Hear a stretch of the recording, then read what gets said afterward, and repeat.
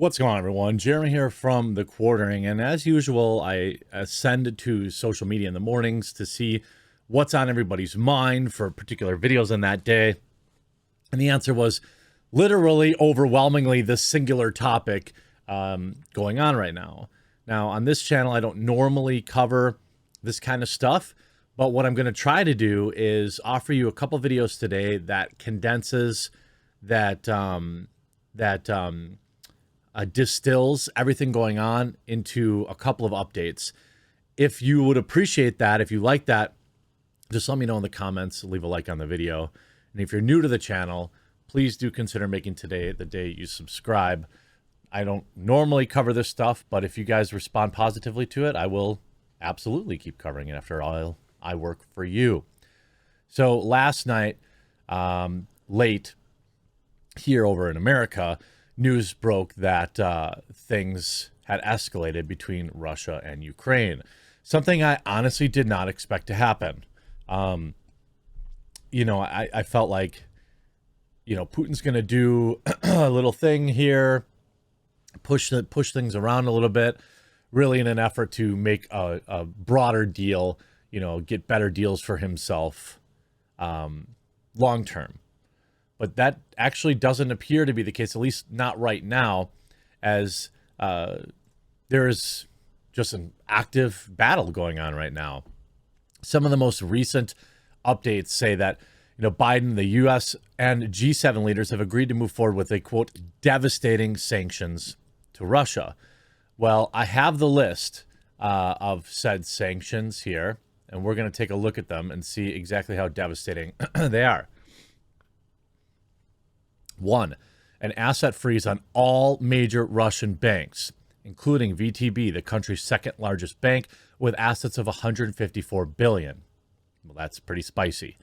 Legislation will be introduced to Parliament on Tuesday, which will prohibit the ability of all major Russian companies to raise finance on UK markets for the Russian state raise sovereign debt on UK markets. The aim is to pass the legislation in one day. Then they should do it today. It's Thursday. Why wait till Tuesday? People are dying. A set of individual sanctions totaling over 100 individuals, entities, and subsidiaries, when also counting the measures unveiled Tuesday.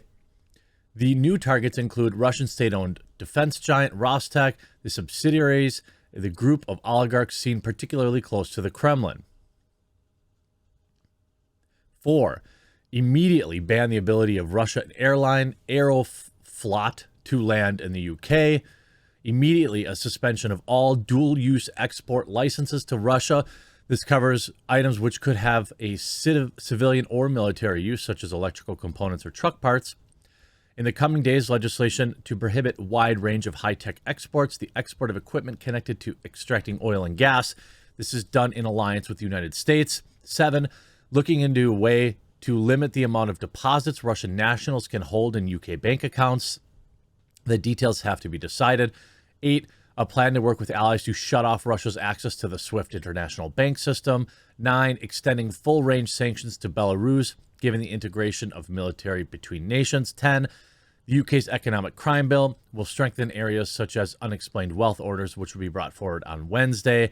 On Wednesday, Boris Johnson told the MPs the bill would not be brought to the Commons this parliamentary session. I don't know why we're waiting till next week. I mean, there's like tanks rolling right now. Now, we also saw a statement from Ukrainian government that, first of all, Marco Rubio seems like a decent follow. He wrote earlier today, Russia plans to encircle the Ukrainian capital, force the legitimate government of Ukraine to flee, and install Vichy Ukrainian puppets. Key to this plan is a large Russian airborne force operation. We may see an attempt to execute on the operation within a matter of hours. We did see planes kind of taking off. As of right now, we know that they've taken over a Chernobyl, and they're holding the whatever staff that was there around hostage. You see there are heavy fights in the Chernobyl zone. Russian troops have seized control of Chernobyl nuclear power plant and personnel being taken hostage. I talked about the sanctions that are being proposed. Now, Ukraine is not just lying down and taking it either. There's been a lot of fierce battles. Lots of videos do exist online, which I asked in this thread for people to show me. This particular one shows they took down a Russian tank. They've also been reports of they've been able to take down several helicopters and planes that Russia had sent. Ukrainians are giving it everything they have. And, and my heart goes out to them. I know for a fact I have Ukrainian viewers, and I'm worried for them. The U.S. official has now said there's an indication of Ukrainian forces are in fact fighting back. More than 100 missiles were fired at Ukraine last night. The heaviest fighting is Kharkiv.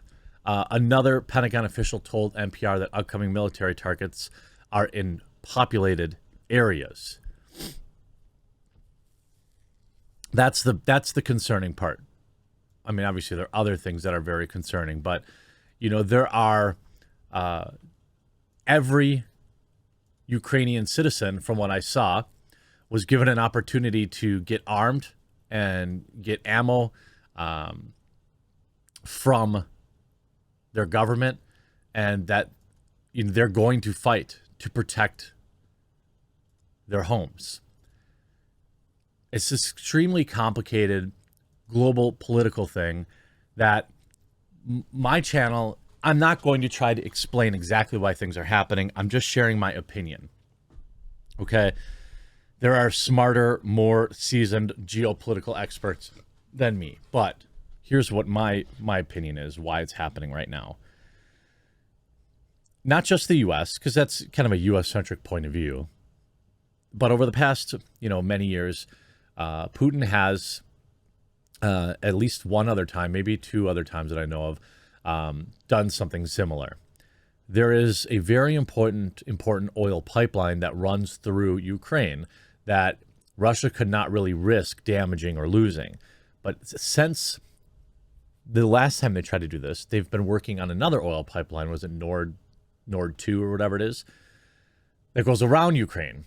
And now they feel like, while our military commanders here in the United States are worried about white rage, and our president is spending millions of dollars to give our citizens free pipes, probably not so worried. So maybe he decided to take it another step. Also flying under the radar a little bit is a lot of, Chinese aggression in Taiwan now. They had sent, I think, 6 fighter jets to fly into their airspace. That's next. Nobody's afraid of Joe Biden. And I think that's a real reason why you're seeing a lot of this kind of aggression. There's more to it that I don't understand. I'm just, a dude, trying to make sense of it all. The other thing is, my heart goes out to the brave Ukrainian, not just their military people, but the citizens that are sitting in their homes right now, armed, ready to protect themselves. It's something that is it's nearly impossible for me to understand as like an overweight American who lives in the suburbs. But with Russia seizing control of an airport near the capital, this happened just a little while, a few hours ago, confirmed by Ukrainian authorities. A large air attack operation with Mi-8 helicopters on Antonov International Airport. Interior Ministry says Russia has seized control. Very dangerous, just 15 minutes west of the capital ring road. Ukrainians are fighting every, tooth and nail. They have had some small victories, pushing back Russian forces. They have downed planes. But from what I understand is Russia hasn't really sent in the full scale attack yet. And I don't know. I mean, Ukraine can't do it alone. They literally can't. I'm not trying to be like, a jerk about it, but they just don't have the military. They can't take on Russia. They're a freaking superpower. And so the rest of the world can put all the sanctions they want on Russia, but I mean, Putin's a lunatic. I don't think he cares. At this point, he's pot committed. You see this article, Europe's darkest hours since World War II. World leaders condemn Russia's movements on Ukraine. Russia alone is responsible for the loss of life and destruction this will all bring, President Putin had said. Now, the European Union, of course, is also, and the UK, they're right in it. We're over here in the West, in America, we're a long ways away from it, but they're right in it. And, right now, Ukraine is probably trying to evacuate citizens, probably trying to keep people safe. I don't know how much of a fight they can put up. Russian troops seized Chernobyl, so now they have a nuclear power plant. Great.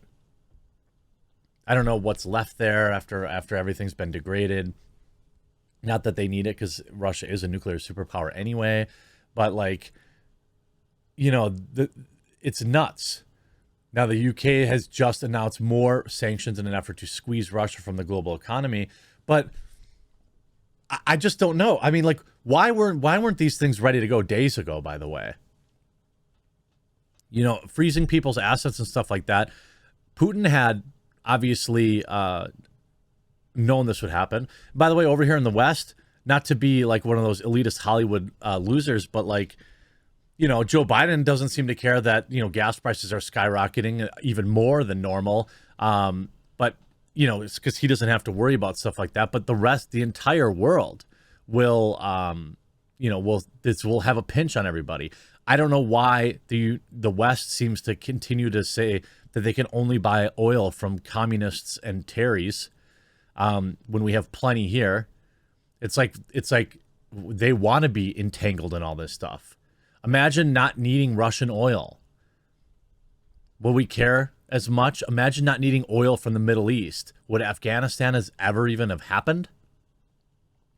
Iraq? I don't know. I think it's safe to assume that maybe not. This dependence on foreign oil from my perspective over here in the West keeps us entangled in a lot of this stuff. And it's my opinion that they want to be entangled in this stuff. And now, innocent civilians, there have been lots of casualties, by the way. Innocent civilians are caught in this, it's not even about Ukraine for Putin, probably. It's about the bigger economic issues.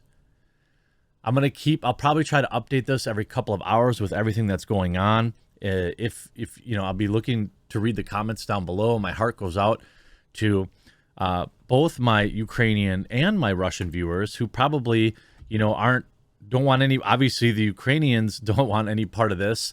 And I believe strongly that there are many in Russia that would rather this not be happening too. I hope you were informed by this video, and we'll move on to the next topic now.